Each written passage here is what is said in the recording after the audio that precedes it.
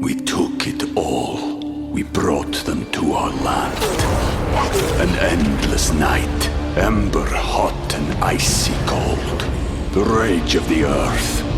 We made this curse. Carved it in the blood on our backs. We did not see. We could not, but she did. And in the end... What will I become? Senua's Saga.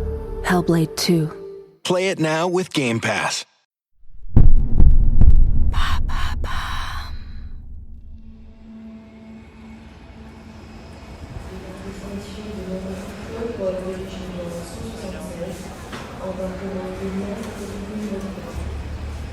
Aéroport de Roissy. 23 décembre 2022, 6h du matin. Bien qu'il soit très tôt, le hall des arrivées bourdonne comme une ruche. Des journalistes et des photographes sont agglutinés devant les portes automatiques. À moitié réveillés, des passagers défilent en tirant des valises à roulettes. Le vol depuis Katmandou a été long. Ils n'ont qu'une hâte, sauter dans un taxi. Puis, les minutes défilent. Plus personne ne sort. Les journalistes se regardent sans comprendre. Ils passent des coups de fil à leur rédaction. Le serpent est-il resté au Népal ? Non, impossible. Les correspondants sur place l'ont vu embarquer dans l'avion. Charles Sobrage remonte la passerelle. On l'a séparé des autres voyageurs. Traitement VIP. Il sourit. De ce petit sourire qui lui donne un air menaçant. Pas de bagages, pas de vérification de passeport. Au bout d'un couloir, une porte discrète s'ouvre sur le côté de l'aérogare. Une voiture l'attend. Lui qui a passé sa vie à jouer les sauts de frontière, savoure toute l'ironie de ce retour en première classe, avec l'aide des flics. Assis à l'arrière de la voiture, Charles Sobrage regarde défiler les immeubles, le long de l'autoroute A1. Il pense aux 19 années qu'il vient de passer dans les prisons du Népal pour le meurtre de 2 jeunes routards. À l'approche de Noël, il est libre. Il est à Paris. Le fixant dans le rétroviseur, le chauffeur lui pose une question. « C'est vrai que vous avez tué tous ces gens ?» Sobrage sort de sa rêverie. Il réfléchit un instant, puis de sa voix rayée par les années prison, il répond. Les vols, le trafic de voitures, les arnaques, les contrefaçons de passeports et droguer ses victimes, c'est vrai, il a fait tout ça. Mais, il va le répéter encore une fois, il n'est pas un assassin. Il n'a tué personne.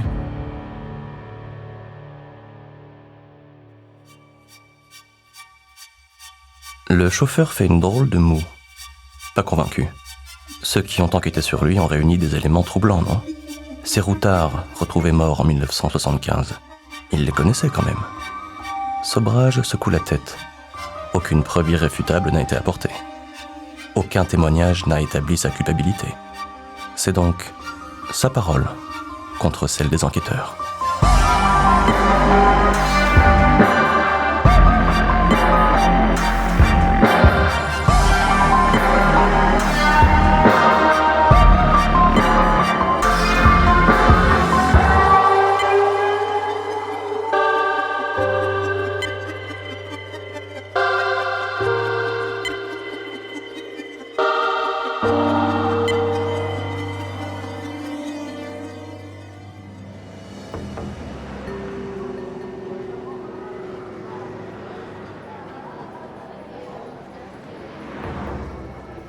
Charles Sobrage naît le 6 avril 1944 à Saïgon.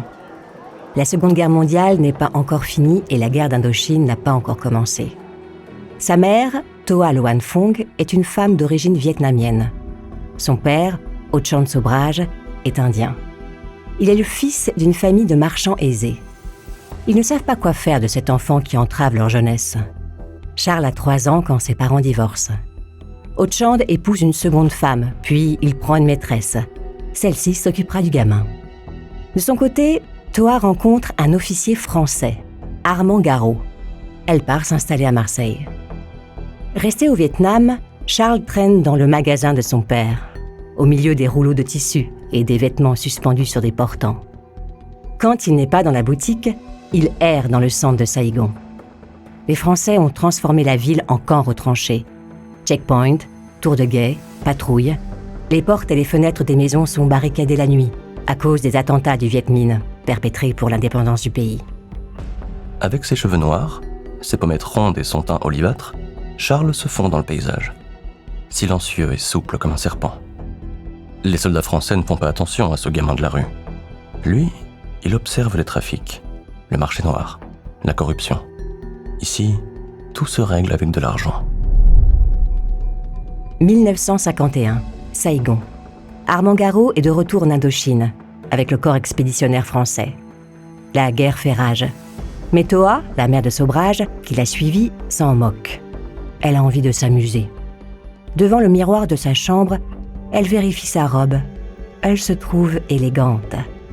Charles est allongé sur le lit derrière elle. Il pleure. Ses poignets sont attachés au montant en fer. Toa en a marre des fugues de son fils. Le surveiller tout le temps, elle n'a pas que ça à faire. Elle sort sans un mot. Quand Toa rentre de sa soirée, Charles est toujours attaché au lit. Il a trempé les draps. Toa est furieuse. En plus d'être insupportable, tu n'es même pas propre. La prochaine fois, elle lui entoure le pénis avec une cordelette pour l'obliger à se retenir.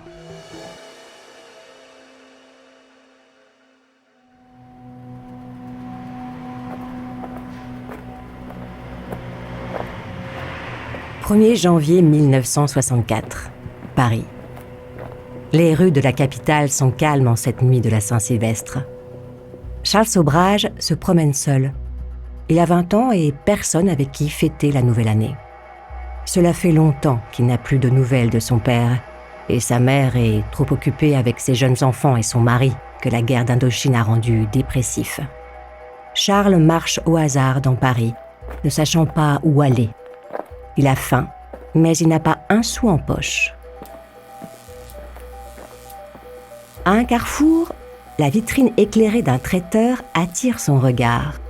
Foie gras, truffes, champagne, son ventre se met à gargouiller.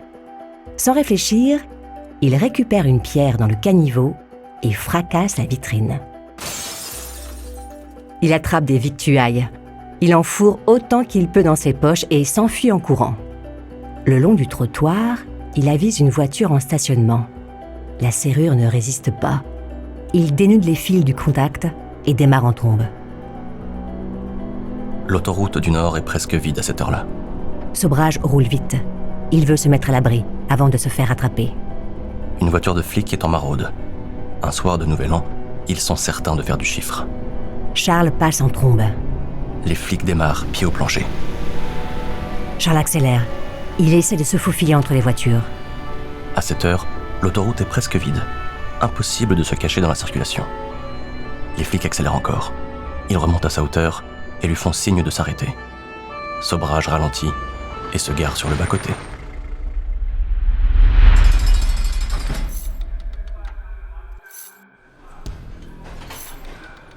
Pâques 1965.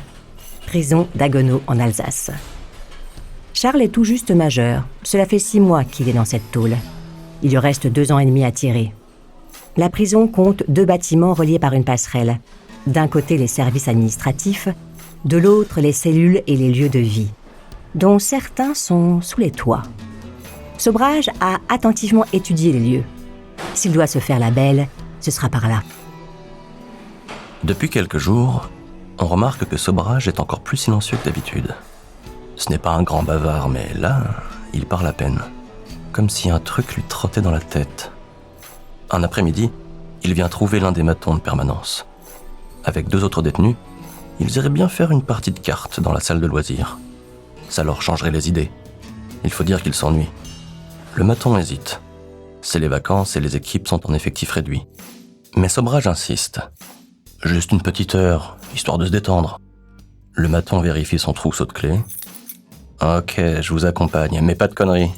Le gardien sort ses clés et leur ouvre la porte.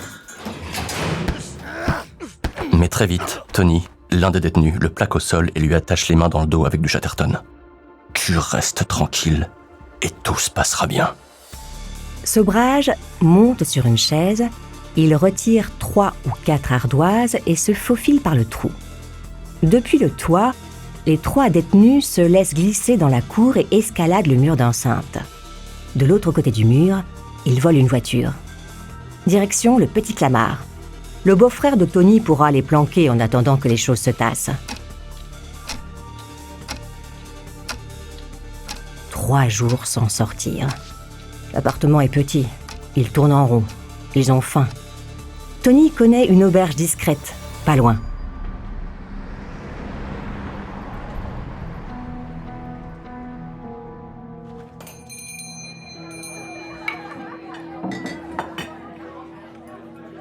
Le menu annonce steak frites et blanquette de veau. Ils vont pouvoir se détendre un peu. Le patron les installe sur une petite table au fond de la salle, à l'écart des fenêtres. D'une main hésitante, il note leurs commandes et amène le bon en cuisine. Il ne fait pas chaud pour la saison, mais il sent des gouttes de sueur couler dans son dos. Il revient se placer derrière son bar, juste à côté du téléphone. Les 3 types au fond de la salle ne font pas attention à lui. Ils sont trop occupés à manger leur entrée en discutant à voix basse. Ils ne le savent pas, mais ils ont été balancés. Le téléphone sonne. Le patron répond, écoute sans parler et raccroche. Avec un morceau de chiffon, il s'essuie le front. 4 flics ouvrent la porte. Ils traversent la salle du resto et entourent la petite table. « Ne bougez pas! Restez assis !» Sobrage et ses acolytes lèvent les mains.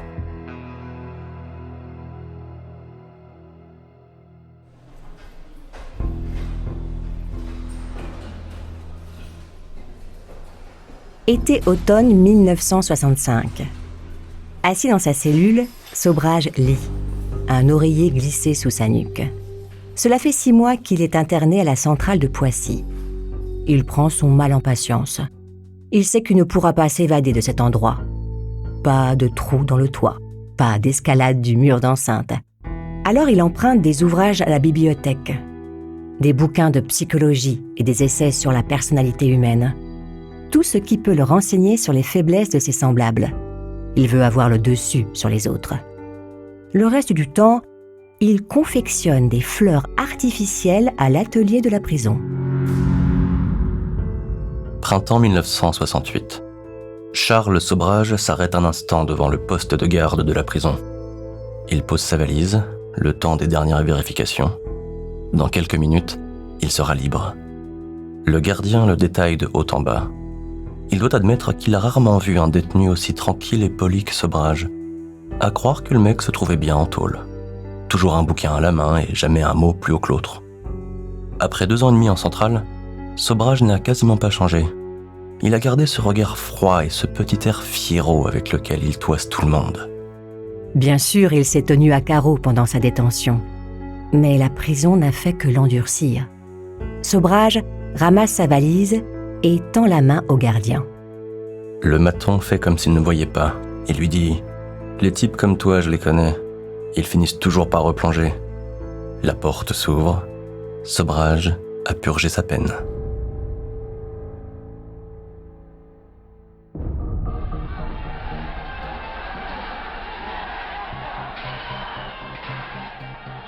Charles Sobrage traverse mai 1968 sans y prêter attention. Il méprise ces étudiants chevelus qui jouent les révolutionnaires pour combler le vide de leur existence. Ils ont le même âge que lui, mais il ne fait pas partie de leur monde. Lui, il doit trimer. Il pense à Hélène, une jeune fille rencontrée chez des amis. Il l'aime. Le mariage est prévu l'année suivante. Il faut juste qu'il se fasse du fric. 17 mars 1970, Paris. Les Moules Farcies est un petit resto de quartier près de la gare de Lyon, le genre d'endroit qui nourrit les gens de passage. Derrière la caisse, Nicole, la demi-sœur de Charles, fait tourner la boutique. Quand il débarque un midi, Nicole est dans le jus. C'est le coup de feu du déjeuner. Elle n'a pas le temps de s'occuper de lui. Pas de souci. Charles a tout son temps. Il peut l'attendre dans son bureau. Ils discuteront après le service. Au milieu des papiers de la compta, Sobrage repère un chéquier. Il déchire un chèque et le glisse dans sa poche. Il n'attend même pas la fin du service.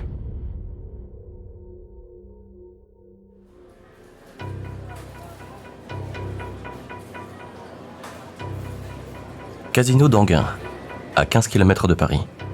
Le caissier encaisse le chèque que lui tend Charles. 6 000 francs. Ça fait une somme. En échange, il lui tend une réglette de jetons. Sobrage démarre prudemment. 1 ou 2 jetons à la fois, pas plus. Mais ce soir-là, la chance n'est pas avec lui. Il s'agace. Il mise plus gros pour se refaire. Impassible, le croupier ratisse les jetons à chaque tour de carte. Sobrage se lève, il sort du casino sans se retourner. Il est fauché. Et Nicole a porté plainte contre lui. Hélène est désespérée. Des larmes coulent sur son visage. Elle est enceinte. Que peuvent-ils faire ? Partir ? Mais pour aller où ? En Inde, à Bombay. Le père de Charles les accueillera. Ils pourront commencer une nouvelle vie là-bas. Charles a entendu parler d'une combine en or, une arnaque au chèque de voyage. Tous les routards en ont sur eux. Ça va marcher. Ils auront un jour plein d'argent. Mais ce que Sobrage ne dit pas à Hélène, c'est qu'il a une autre idée en tête. Le commerce de pierres précieuses à travers l'Asie. Pour cela, il a besoin de passeport. Et ça tombe bien. Les hippies qui sillonnent les routes de la Turquie à Hong Kong sont des proies faciles. Avant de continuer cet épisode, une petite pause pour donner la parole à notre partenaire, sans qui ce podcast ne pourrait exister. Ne partez pas, on se retrouve tout de suite après. We took it all. We brought them to our land. An endless night, ember hot and icy cold. The rage of the earth. We made this curse. Carved it in the blood on our backs. We did not see. We could not, but she did. And in the end, What will I become? Senua's Saga. Hellblade 2. Play it now with Game Pass.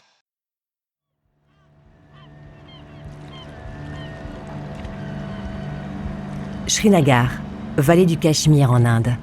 5 mai 1975. On dirait le paradis sur Terre. Les contreforts de l'Himalaya se reflètent dans les eaux vertes du lac. Au soleil couchant, des reflets dorés dansent contre la coque des bateaux. Des milliers de routards se pressent dans ce décor de carte postale. Beaucoup viennent y chercher un sens à leur vie. Charles Sobrage, lui, vient y chercher des victimes. Depuis qu'il a quitté la France, il y a 5 ans, il a monté un business assez lucratif de pierres précieuses. Il opère dans presque toute l'Asie, de Hong Kong à l'Iran.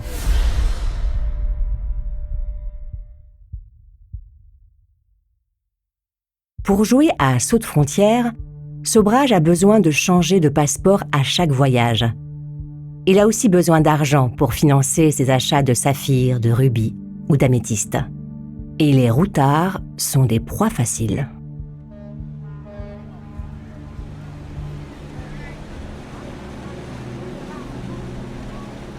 Sur le ponton en bois, le patron du bateau de plaisance dessine un chiffre avec son doigt. C'est 50 roupies la nuit.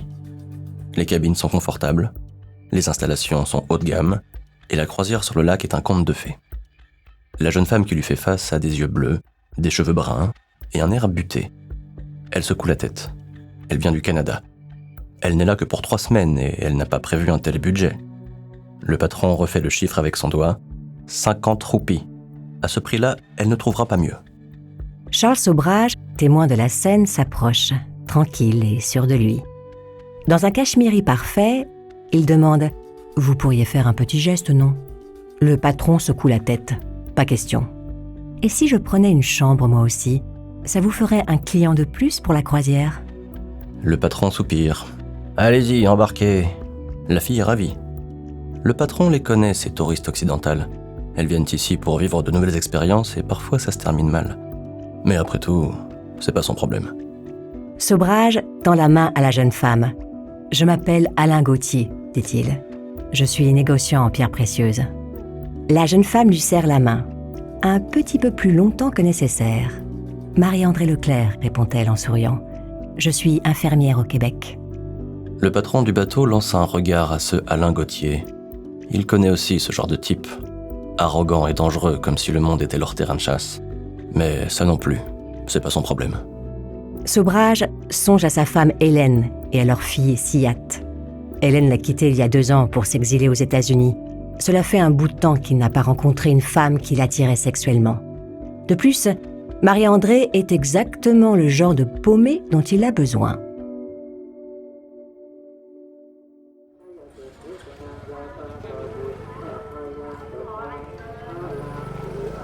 Bangkok, 2 août 1975. Charles Sobrage s'est installé en Thaïlande. Pendant un temps, il a vécu en Inde, mais il a dû quitter ce pays. De petits ennuis avec les flics. Pendant la croisière, il a convaincu Marie-André de venir passer quelques jours à Bangkok. Elle a accepté de prolonger son séjour. Elle ne pense plus au Canada. Toujours galant, Sobrage est allé l'attendre à l'aéroport. Dans le taxi qui les ramène en ville, Charles sort de sa poche un pendentif en jade, une bague en diamant et une bague en saphir. Les yeux de la jeune infirmière brillent de plaisir. « Si cela ne t'ennuie pas, je préfère t'appeler Monique à partir de maintenant. Je n'aime pas du tout Marie-André comme prénom. » La Canit House est un immeuble de 5 étages vieillot, mais il est propre et confortable. Le bâtiment U abrite une piscine. Nadine Gir occupe l'appartement 307 avec son mari Rémi, qui bosse comme cuisinier dans un palace du centre de Bangkok. Charles Sobrage occupe l'appartement 504, au dernier étage de la Canit House. 2 chambres, un balcon, une cuisine et un salon dans lequel il a accroché un sac de boxe. Ses clients aiment taper dedans quand ils viennent faire des affaires. Il y a aussi un petit singe, Coco, dont la seule raison d'être est de détourner l'attention. Sans qu'elle sache pourquoi, Nadine trouve Monique sympathique, malgré son air réservé. Rémi bosse presque tous les soirs à l'Oriental Hotel. Nadine s'ennuie. Monique et elle pourraient être amies et se tenir compagnie, car Alain est souvent absent lui aussi. De toute façon, Nadine préfère quand Alain n'est pas là. Elle ne l'apprécie pas beaucoup. Elle le trouve sournois et fuyant.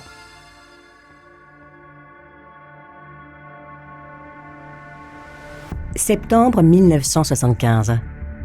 Petit à petit, Monique, subjuguée par Charles, prend part à ses magouilles. Dans le salon, Charles ouvre le tiroir de son bureau et en sort un sachet rempli de comprimés blancs, pareil des cachets d'aspirine. Du Mogadon, explique-t-il à Monique, une sorte de tranquillisant miracle. Après 2 ou 3 jours de ce traitement, les gens sont aussi dociles que des chiens. Et mieux encore, ils ne se souviennent plus de ce qu'ils ont fait pendant qu'ils étaient drogués. Nadine observe. Il y a toujours des gens en transit dans l'appartement d'Alain et Monique. Rarement les mêmes. Depuis quelques jours, leur chambre d'amis est occupée par un Français, Dominique Renelot. Elle le sait, le gars passe le plus clair de son temps à demi-conscient, allongé dans son lit. Le couple lui dit que Renelot est malade. Il aurait une dysenterie, une maladie très contagieuse. Chaque jour, Monique apporte à l'invité 2 comprimés de Mogadon et un verre d'eau. Elle lui dit que c'est pour le soigner. Renelot avale les comprimés sans protester. En attendant, son passeport et les $1000 qu'il avait dans son portefeuille sont bien au chaud dans le coffre-fort de l'appartement. C'est fascinant comme ces routards sont naïfs.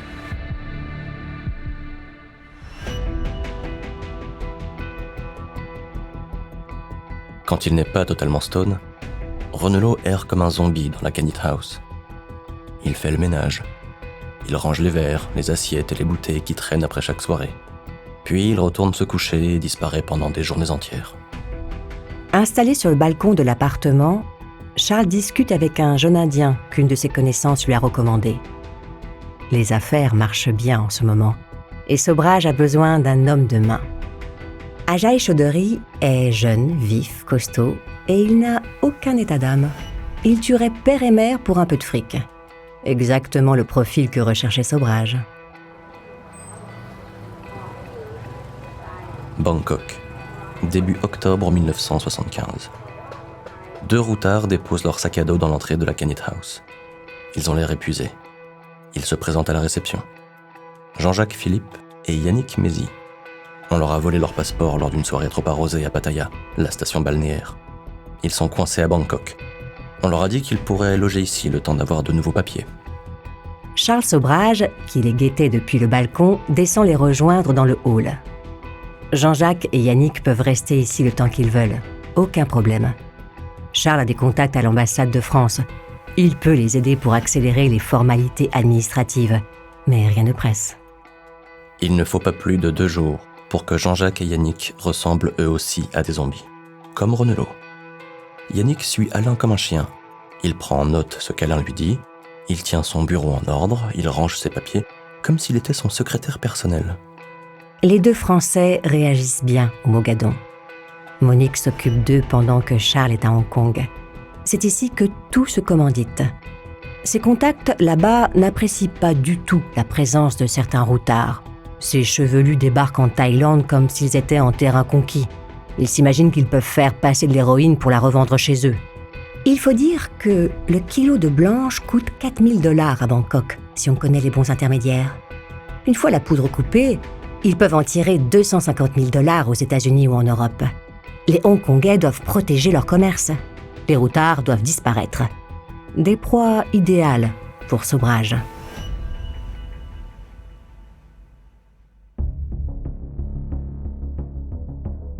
« 13 octobre 1975. Une jeune femme débarque à la Canette House accompagnée d'un certain Ajay. Nadine devine tout de suite qu'un malheur va se produire. Avec ses cheveux blonds, la jeune routarde a cet air désabusé et vaguement arrogant des junkies qui s'entassent dans les hôtels miteux de Patpong, le quartier chaud du centre. Teresa Knowlton est américaine. Alain l'accueille avec un grand sourire, comme s'il la connaissait, comme s'il l'attendait. Teresa ne s'en doute pas, mais Sobrage l'attendait avec impatience.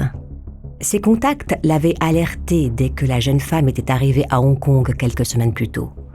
Sobrage a chargé Ajay de la récupérer au Malaysia Hotel et de la convaincre de s'installer à la Canette House. 17 octobre 1975. L'après-midi touche à sa fin. Un air tiède entre par les fenêtres ouvertes de l'appartement. Il y a déjà pas mal de monde dans le salon. Rémi est absent, mais Nadine, la voisine, est là. Alain passe d'un groupe à l'autre. Il est souriant et aimable avec tout le monde. Renelot sort de sa chambre comme un fantôme. Il regarde les cadavres de bouteilles posés un peu partout, puis retourne se coucher. Assis dans l'un des fauteuils, Ajay n'arrête pas de jouer avec son couteau à cran d'arrêt. Il l'ouvre, il le ferme, il l'ouvre, il le ferme. Il semble nerveux. Teresa s'est installée sur le canapé, une bière à la main. Elle se sent bien dans cette ambiance de hippie. Monique est assise à côté d'elle. Elle la met en confiance. Teresa a envie de parler de sa vie. Elle a étudié le bouddhisme pendant 3 ans. Elle a prévu de faire une retraite au monastère de Kopan, à Katmandou. Teresa commence à être ivre. Elle rit. Elle raconte ses expériences sexuelles quand elle était lycéenne à San Pedro, en Californie. Elle fait du charme à Alain. Elle mobilise l'attention du maître de maison. Lui se prête au jeu. Il l'écoute avec ce sourire sinistre qui met Nadine si mal à l'aise. Il lui fait penser à un serpent qui se redresse lentement avant de frapper. Teresa parle de religion. Charles s'installe sur l'accoudoir du canapé à côté d'elle. Il fait semblant de s'intéresser à la conversation. Il lui demande « Tu veux vraiment devenir nonne ?» Teresa hoche la tête. « Ce soir, c'est ma dernière soirée. Après, fini le sexe, l'alcool et la drogue. Demain, je démarre un nouveau chapitre de ma vie. »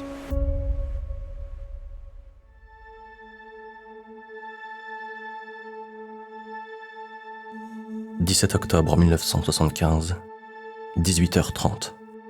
Alain adresse un petit signe de tête à Ajay. Il range son couteau et se lève de son fauteuil. « Et si on allait finir la soirée à Pattaya ? Puisque c'est la dernière soirée de Teresa, autant en profiter au maximum. » Teresa acquiesce avec entrain. Elle a envie de voir une dernière fois l'océan avant d'aller vivre dans les montagnes. Alain, Ajay et Teresa sortent de la Canette House. Ils montent dans la voiture qu'Ajay conduit tout le temps. Un instant plus tard, Monique et Nadine voient la voiture disparaître dans l'obscurité. La voiture roule sur une route bordée par des rizières, puis Ajay tourne sur une route secondaire en direction de la plage. À cette heure, le golfe de Thaïlande est magnifique, avec ses palmiers qui se découpent sur le soleil couchant. La voiture s'arrête. Pourquoi ne pas profiter du spectacle ? Ajay a apporté un thermos de café. Il en verse une tasse à Teresa. Sobrage y mélange 50 mg de Mogadon. Plage de Pattaya, 18 octobre 1975, 6 heures du matin. Parti à l'aube, un marin-pêcheur relève son filet en face de la plage. Dans la lumière blafarde du matin, il aperçoit une forme qui flotte à la surface de l'eau. Il approche son embarcation et découvre le corps sans vie d'une jeune femme. Le pêcheur saisit le cadavre, le hisse sur son bateau et le ramène sur le sable. Quand les policiers arrivent, la matinée est bien avancée. Ils constatent le décès. Le corps ne présente aucune blessure. La jeune femme est une occidentale aux cheveux blonds. Elle est seulement vêtue de son maillot de bain. Le reste de ses vêtements ainsi que ses bijoux ont disparu. Impossible de l'identifier. Pour les flics, la victime est une de ces routardes venues faire la fête à Pattaya. Les policiers placent le corps dans un sac mortuaire. Le lendemain, Teresa Knowlton est enterrée dans un petit cimetière voisin. Avant de continuer cet épisode, une petite pause pour donner la parole à notre partenaire, sans qui ce podcast ne pourrait exister. Ne partez pas, on se retrouve tout de suite après.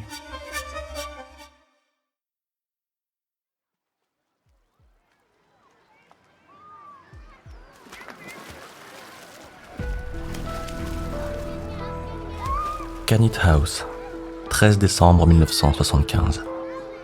Décembre est un mois idéal pour visiter la Thaïlande. La saison des pluies est terminée. Au bord de la piscine, Henricus Bintaya écrit dans un petit cahier. Il couche sur le papier ses souvenirs de voyage. Cela fait des années qu'il rêvait de ce road trip avec sa copine, Cornelia Hemke. Henricus et Cornelia ont prévu de se fiancer quand ils seront rentrés aux Pays-Bas. Mais Cornelia n'est pas avec lui. Elle est restée dans la chambre qu'Alain Gauthier a mise à leur disposition. Elle est malade. La veille, elle a vomi tout ce qu'elle avait mangé. Sans doute la dysenterie.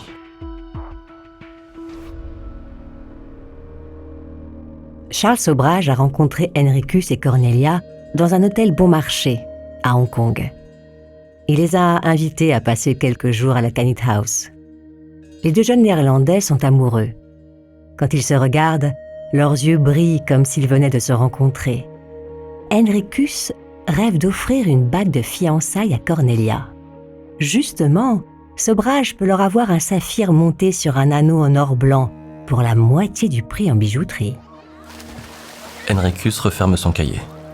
L'eau de la piscine se reflète sur la façade de la Kanit House. L'endroit est un havre de paix. Le mur d'enceinte tient à distance le bourdonnement de Bangkok. Pourtant, Henricus se sent mal à l'aise. Il n'aime pas cet Alain Gauthier qui se montre si accueillant et si attentif. C'est suspect.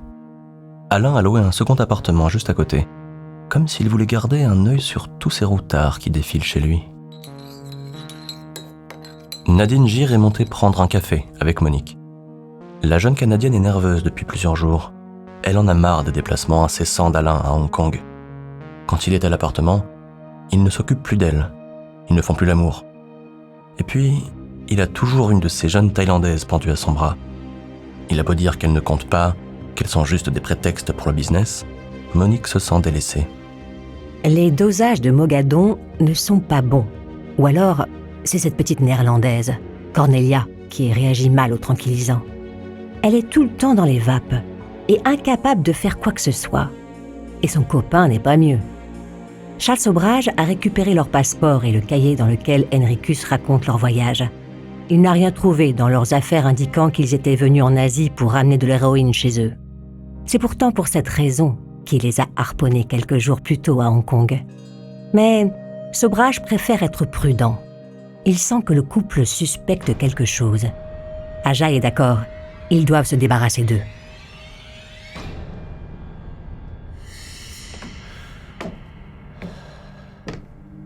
Kanit House, 15 décembre 1975. Henricus s'accroche à la rampe de l'escalier. Il a passé son bras autour du cou d'Ajay. Le jeune Indien l'aide à descendre les marches, une à une. Henricus est un type costaud. 1m90, pas loin de 90 kg, un physique de joueur de rugby.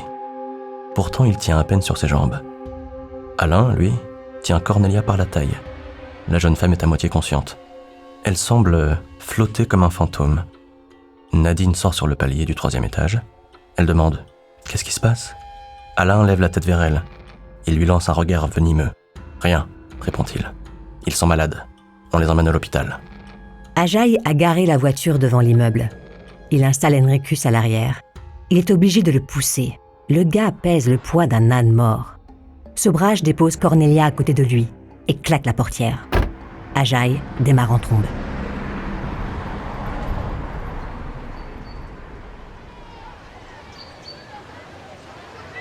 Ayutthaya, 16 décembre 1975. Un groupe d'enfants marche le long de la route qui conduit à leur école. Ils rient et s'amusent avant de commencer une journée de classe. Dans un champ voisin, ils aperçoivent une fumée qui s'élève dans le ciel clair du matin. Ils s'approchent. Au milieu des herbes, ils découvrent 2 corps calcinés et encore fumants. Le premier est celui d'un homme, le second, celui d'une femme.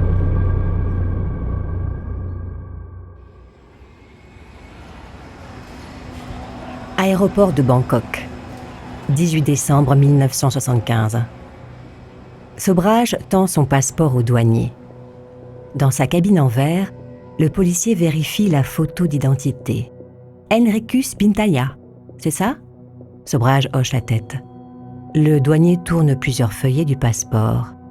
Vous voyagez beaucoup, monsieur Bintania ? Les affaires, vous savez ce que c'est, répond Sobrage. Le douanier lui rend son passeport. Monique s'avance, hésitante. Cornelia Emke. Monique hoche la tête à son tour. Vous allez où, mademoiselle Emke ? Interroge le douanier. Katmandou, répond Sobrage à sa place. Monique remonte ses lunettes fumées qui ont glissé sur son nez. Le PV que rédigent les policiers thaïlandais sur le double meurtre d'Ayutthaya fait 1 page. L'homme a subi un traumatisme crânien. Il a ensuite été brûlé alors qu'il était encore vivant, comme en attestent les résidus dans ses poumons. La femme a été victime d'une strangulation avant d'être brûlée vive, elle aussi. Aucun des 2 cadavres ne porte de signes distinctifs qui permettraient d'établir leur identité. Le PV est rangé dans un dossier.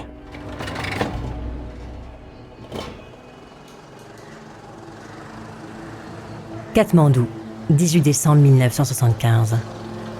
Freak Street est la rue qui attire tous les routards à Katmandou. Le long de cette artère commerçante, les bars diffusent des tubes de Bob Dylan ou des Doors. Les femmes vendent des légumes sur des tréteaux. Des gamins font la manche et un boucher finit d'égorger un buffle qu'il va détailler dans sa boutique. En théorie, la vente de drogue est illégale, mais il est possible d'y trouver tout ce qu'on veut, du hashish en passant par l'héroïne. Charles Sobrage est descendu à l'hôtel Ubero, à 2 pas de cette agitation. Kanit House, 18 décembre 1975. Nadine Gir monte en courant jusqu'à l'appartement d'Alain Gauthier. Dans sa main, elle tient un exemplaire du Bangkok Post. Sur la première page s'étalent les photos de 2 corps calcinés. Dominique Renelot s'empare du journal. Il est saisi d'un haut-le-cœur. Il regarde Nadine. Les yeux de la jeune femme se remplissent de larmes. Les flics n'ont pas identifié les cadavres, mais il n'y a pas de doute possible. Ce sont bien Henricus Bintania et Cornelia Emke. La photo des corps correspond parfaitement aux 2 disparus.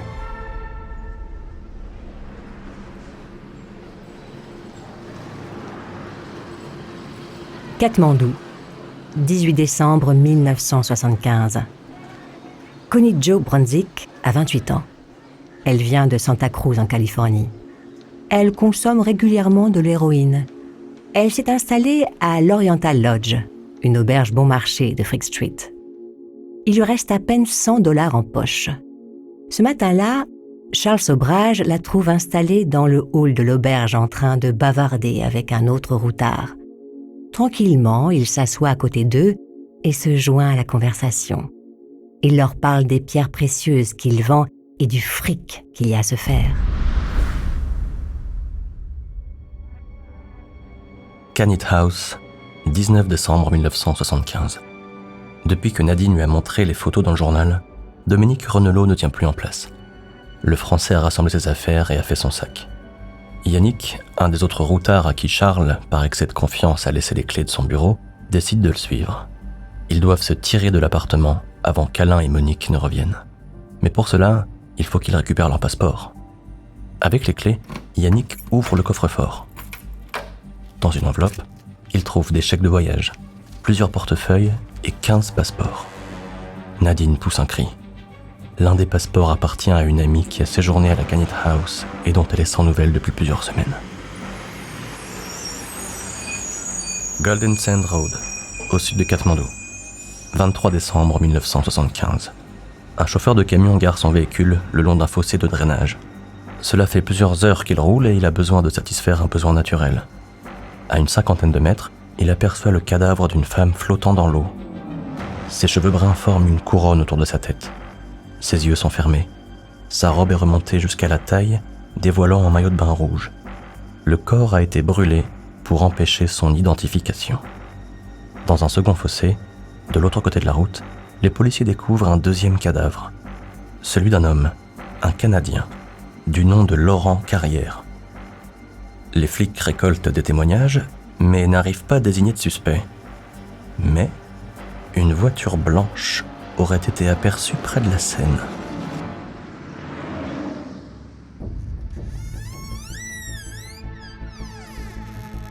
Granite House, 24 décembre 1975. Quand Charles Sobrage pousse la porte, l'appartement 504 est étrangement silencieux. Il passe d'une chambre à l'autre, puis vérifie le second appartement. Dominique Renelot et Yannick Mézy ne sont plus là. Sobrage descend au 3e étage et frappe chez Nadine Gire. Il n'a pas besoin de lui demander où sont passés les Français. Il lui suffit de lire la peur dans les yeux de la jeune femme. Renelot et Mézy se sont enfuis. Mais ce que ne dit pas Nadine, c'est que son mari Rémi a prêté de l'argent aux deux routards pour acheter un billet d'avion et rentrer en France. Sans cela, ils seraient probablement morts eux aussi. Sobrage remonte les escaliers 4 à 4. Monique se tient debout au milieu du salon. Elle a l'air pétrifiée. Ajaï vérifie les tiroirs du bureau et le contenu du coffre-fort. Il secoue la tête d'un air sinistre. Sobrage passe dans la chambre, il réunit quelques affaires sans parler, puis il vérifie les passeports et les chèques de voyage que Renelot et Mézy ont laissés dans l'enveloppe Kraft. Ils ne peuvent plus rester à la Granite House.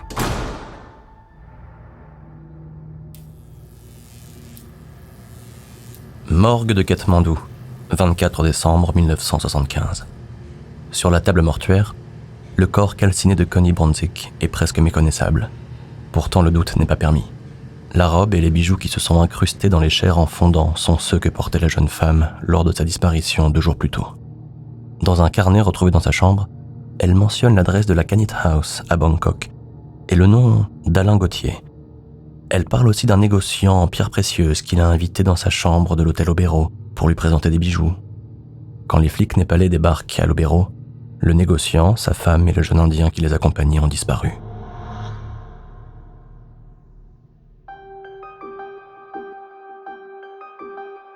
Hiver-printemps 1976. Pendant 6 mois, Sobrage parcourt l'Asie sans trouver un repère assez sûr. Inde, Malaisie, Thaïlande, Hong Kong, il hésite. Un temps, il songe à partir en Amérique du Sud. Les meurtres des routards font la une de la presse dans tous les pays. Les journalistes ont même trouvé une expression, les Bikini Murders. Monique est de plus en plus déprimée. Elle a envie de quitter Sobrage, mais elle n'en a pas la force. Février 1976, Bangkok. Herman Knippenberg est secrétaire de l'ambassade des Pays-Bas en Thaïlande. Par le courrier diplomatique, le jeune fonctionnaire a reçu une demande des parents de Henricus Bintania, sans nouvelles de leur fils et de sa fiancée Cornelia Emke depuis des mois. Au courrier sont joints plusieurs documents, des photos des jeunes gens et des analyses dentaires. Un matin, Knippenberg reçoit un coup de fil de son homologue à l'ambassade de Belgique. Les 2 hommes s'apprécient. Ils jouent au tennis ensemble. Tu te souviens de cette affaire des 2 cadavres retrouvés calcinés à Ayutthaya en décembre ? Knippenberg dit qu'il s'en souvient, mais il n'a pas fait le rapprochement. Dans son article, le Bangkok Post écrivait que les victimes étaient 2 Australiens qui avaient fait une mauvaise rencontre liée au trafic de drogue. Bien sûr, les flics thaïlandais n'ont pas cherché plus loin et ont classé l'affaire. Knippenberg raccroche et sort en trombe de son bureau. « Rédigez-moi une demande d'exhumation tout de suite !» ordonne-t-il à sa secrétaire. « Et arrangez-vous pour que les flics fassent leur boulot cette fois !» Quand les résultats de l'analyse dentaire lui parviennent 1 semaine plus tard, Knippenberg se prend la tête entre les mains. Comment va-t-il annoncer la nouvelle aux parents de Henricus et Cornelia ?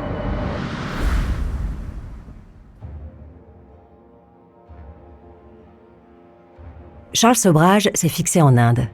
New Delhi, Goa, Bénarès. Lui et Monique ne restent pas plus de quelques semaines au même endroit. Les affaires marchent mal et ils doivent constamment improviser.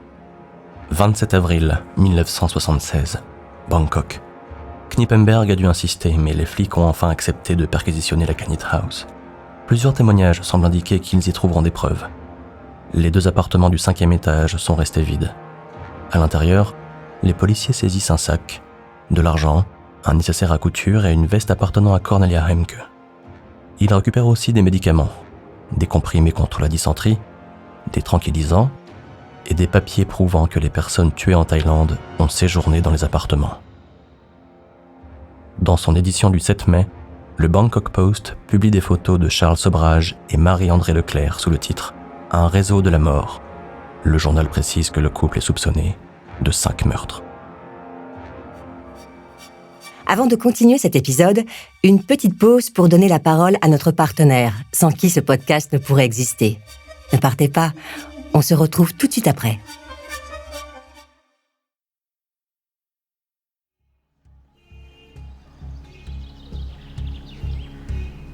New Delhi, Hôtel Vikram, 7 juillet 1976. Monique a les mains qui tremblent. Sur la table devant elle, une vingtaine de boîtes d'antibiotiques. Elle ouvre chaque gélule et en jette le contenu dans la poubelle. Puis, à l'aide d'une micro-spatule, elle remplit les capsules vides avec du Largactil, un somnifère qu'elle a réduit en poudre. Dans la chambre, la chaleur est étouffante. Au plafond, le ventilateur brasse de l'air moite. Les doigts de Monique collent au petit cylindre en gélatine. Assis dans un fauteuil, Sobhraj l'observe d'un air sévère. « Fais attention, bon sang, n'en mets pas trop, ce truc est super puissant. » Monique ne répond pas. Elle referme une gélule et la pose dans une assiette à côté d'une 50aine d'autres. Toutes les tables du restaurant sont occupées. Une 60aine d'élèves ingénieurs français en voyage d'études ont réservé la salle. La cuisine leur a préparé un menu traditionnel. Poulet tandoori, naan au fromage et du lassi, une boisson à base de yaourt. L'ambiance est bruyante et joyeuse. Les rires et les conversations résonnent dans le hall de l'hôtel. Ils attendent avec impatience un certain Alain, rencontré quelques jours plus tôt au Taj Mahal, qui leur a promis qu'ils se recroiseront pour leur apporter un traitement contre la dysenterie. La dysenterie, c'est vraiment l'ennemi du touriste. Quand Charles Sobhraj entre dans la salle du restaurant, il est accueilli par des exclamations et des poignées de main. Les poches de sa veste sont remplies des gélules trafiquées par Monique. Cela fait 6 mois qu'il est à la recherche d'un coup comme celui-là. Bien sûr, le risque est énorme, mais s'il réussit à récupérer 60 passeports en une soirée, il est certain de se refaire. Charles navigue entre les tables. Au milieu des rires et des bruits de couverts, il prend des nouvelles de chacun et il s'inquiète surtout pour leur santé. Justement, Charles a un lot d'antibiotiques. Une version bien plus efficace que celle vendue dans les pharmacies de New Delhi. D'un air rassurant, il sort plusieurs gélules de sa poche. Inutile d'en dire plus. Un instant plus tard, il distribue les capsules comme des bonbons un soir d'Halloween. Soudain, des cris retentissent dans le restaurant. Le directeur de l'hôtel arrive en courant. Une femme est allongée par terre, inconsciente. Son assiette s'est renversée. Des morceaux de poulet et du riz maculent sa robe. 2 étudiants sont penchés au-dessus d'elle. Ils tentent de la ranimer, mais la femme ne bouge plus comme si elle était morte. « Un médecin ! Vite ! Elle respire encore !» Plus loin, un jeune homme se lève de sa chaise. D'une main tremblante, il s'appuie sur le rebord de la table et s'effondre. Puis c'est au tour d'une étudiante d'être prise de vertige. Elle s'évanouit dans les bras d'un de ses camarades. Charles Sobhraj regarde autour de lui. Le restaurant s'est transformé en service d'urgence d'un hôpital. Monique est tétanisée. Sobhraj l'interroge du regard. Elle secoue la tête. Elle ne comprend pas. Sobhraj lâche un juron. « Bon sang, qu'est-ce que t'as foutu ?» Les Français devaient s'endormir comme des bébés, pas tomber comme des mouches. Monique s'est trompée dans le dosage. C'est la panique. Le personnel de l'hôtel court dans tous les sens. On apporte de l'eau, des serviettes humides et des oreillers. Une dizaine de personnes sont maintenant allongées sur le sol. D'autres sont assises inconscientes contre un mur. Plusieurs ont vomi et ont du mal à respirer. Sobhraj se tient en retrait, près de la porte qui donne dans le hall de l'hôtel. 3 étudiants s'approchent de lui. La colère brille dans leurs yeux. Ils ont les poings serrés comme s'ils étaient prêts à le frapper. Sobhraj lève les mains en signe d'apaisement. Ce n'est rien. Ce doit être un malaise passager à cause de la dysenterie. L'un des étudiants le saisit par le bras. Sobhraj se dégage d'un mouvement de l'épaule. Il n'a rien fait. Ce n'est pas de sa faute si des gens supportent mal la nourriture trop épicée. À la réception, le directeur de l'hôtel est au téléphone. Il parle très vite, d'une voix saccadée. Il a prévenu les secours, mais ils ne seront pas là avant une demi-heure. Un étudiant traverse le hall en courant et sort dans la rue. Un instant plus tard, il revient avec 3 chauffeurs de taxi qui stationnent devant l'hôtel. Il n'y a pas une seconde à perdre. Il faut emmener ces gens à l'hôpital tout de suite. Sobhraj continue de reculer. Les 3 étudiants l'entourent d'un air menaçant. « Les comprimés que vous avez distribués, videz vos poches !» Sobhraj s'énerve. Et enfin, de quoi l'accuse-t-on ? Il a seulement voulu rendre service. Parfois, certains organismes réagissent mal aux antibiotiques. Il va remonter dans sa chambre. Il n'a rien à voir avec tout ça. Les étudiants lui barrent le chemin. Une première unité de policiers pénètre en courant dans la réception. Personne ne quitte l'hôtel sans leur autorisation.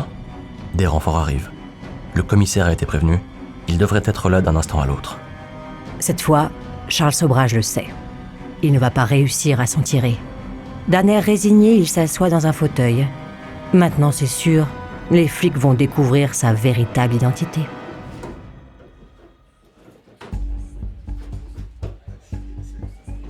Commissariat de New Delhi, matin du 8 juillet 1976. L'interrogatoire dure depuis le début de la nuit. L'homme qui se fait appeler Alain Gauthier a reconnu que son véritable nom était Charles Sobhraj. Le commissaire qui conduit l'audition affiche un sourire satisfait. Cela fait plusieurs années que ces hommes étaient sur la trace de Sobhraj. C'est lui qui a commis l'audacieux braquage d'une bijouterie dans une galerie marchande de New Delhi en avril 1971. Pendant des années, personne n'a réussi à le coincer. Mais aujourd'hui, c'est un jour de chance. Quand le juge chargé de l'instruction le reçoit 10 jours plus tard, il n'a qu'à rédiger le mandat de dépôt. Le magistrat croise les mains devant lui. « À cause de vous, 27 personnes ont fini à l'hôpital », dit-il. Par chance, aucune n'est morte. Mais Sobhraj est quand même emmené en prison. Prison de Tihar, juillet 1976. La prison de Tihar est divisée en 3 quartiers. La section 1 est un immense camp retranché poussiéreux. Il regroupe la plupart des détenus qui s'entassent à 6 par cellule. La section 3 est celle dans laquelle sont enfermés les prisonniers les plus dangereux. Et la section B est la partie VIP, avec des cellules individuelles. Sobhraj a disposé des feuilles de papier sur le conduit d'évacuation des WC. Avec précaution, il récupère ses excréments et les réduit en petits morceaux. Quand les choses ont commencé à mal tourner à l'hôtel Vikram, Sobhraj a immédiatement pensé aux pierres précieuses cachées dans ses affaires. Un très bon moyen pour soudoyer le personnel de la prison. Il les a placées dans de petits sacs plastiques étanches et il les a avalés. Cacher les pierres dans son anus comme le font les trafiquants de drogue aurait été une mauvaise idée. Les flics indiens pratiquent des fouilles au corps méticuleuses. Le seul moyen de conserver les cailloux était de les dissimuler dans son estomac. Prison de Tihar, septembre 1976. Le directeur de la prison regarde d'un air inquiet le petit enregistreur que Charles Sobhraj vient de poser sur son bureau. Il le retourne entre ses doigts sans oser le mettre en marche. À l'intérieur de l'enregistreur, il y a une cassette audio. Une copie, lui a précisé Sobhraj, l'original est en lieu sûr. Sur la cassette, il y a l'enregistrement secret d'une conversation que le directeur de la prison et Sobhraj ont eue quelques semaines auparavant. Le directeur de la prison n'a pas besoin de réécouter cette conversation. Il s'en souvient parfaitement. Il y accepte un généreux pot de vin que lui offre le détenu. D'un tiroir de son bureau, le directeur tire un formulaire. Sobhraj va être transféré à la section B.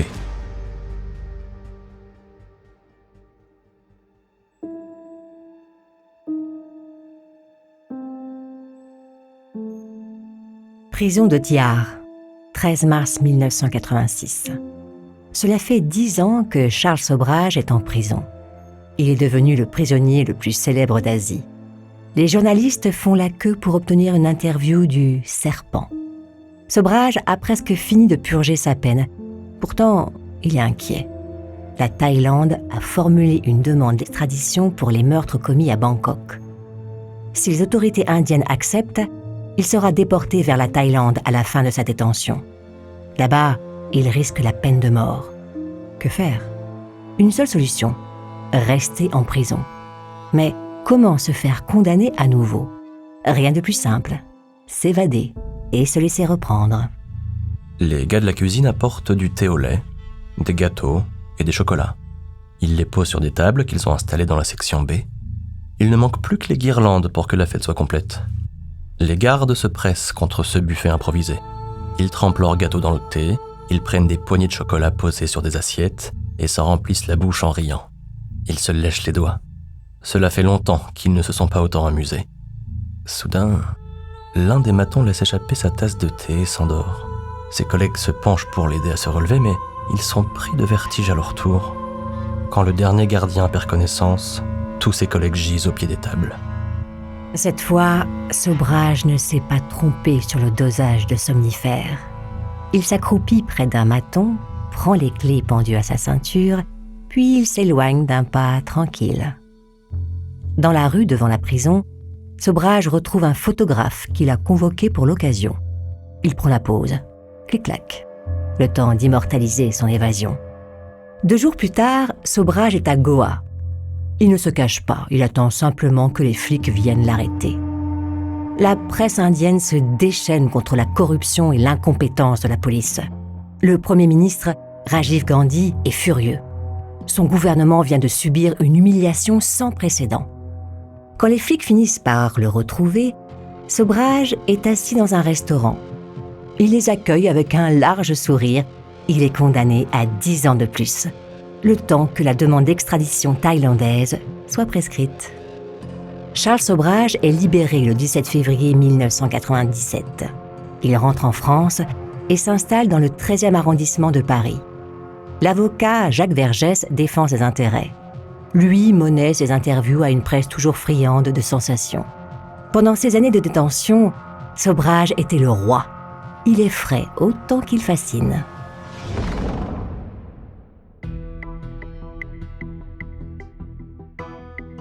C'est un bâtiment anonyme, au fond d'une cour banale, rue de la Boétie dans le 8e arrondissement.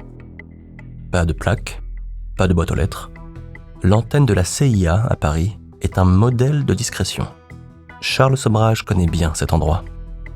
Quelques années plus tôt, pendant sa détention à Tihar, Sobhraj a croisé beaucoup de détenus, et notamment un certain Masoud Azhar, secrétaire général du parti Harakat-ul-Moudjahidine, qui mène une insurrection armée au Cachemire avec l'aide du Pakistan. Azhar est un proche d'Oussama Ben Laden. Il n'y aurait jamais cru, mais c'est à ce moment-là que la CIA prend contact avec lui. Septembre 2003, Paris.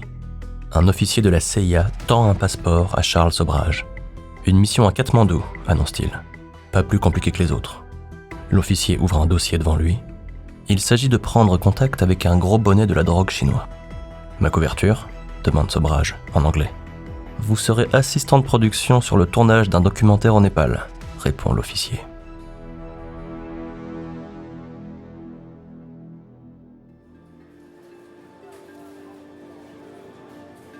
Katmandou, septembre 2003. Charles Sobhraj n'a jamais aimé Katmandou. Cette ville le déprime. Il trouve qu'il n'y a rien à y faire. Cela fait plusieurs soirs qu'il traîne au casino histoire de tuer le temps. Il est en train de miser un jeton quand une main se pose sur son épaule. Sobhraj se retourne doucement. Un homme le regarde. Des yeux de flic, une tête de flic, des gestes de flic.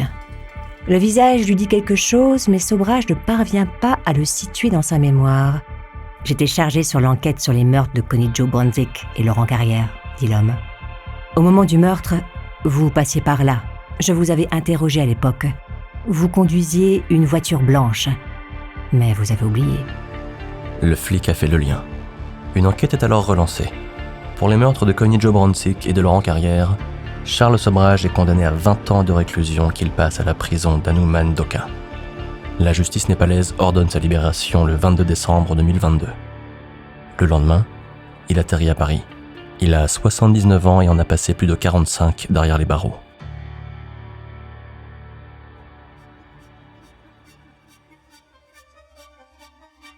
Aujourd'hui, on ne sait toujours pas si Charles Sobhraj est l'auteur de la dizaine de meurtres dont on le soupçonne. Mais une chose est sûre, les victimes ont toutes, au moins une fois, croisé son chemin.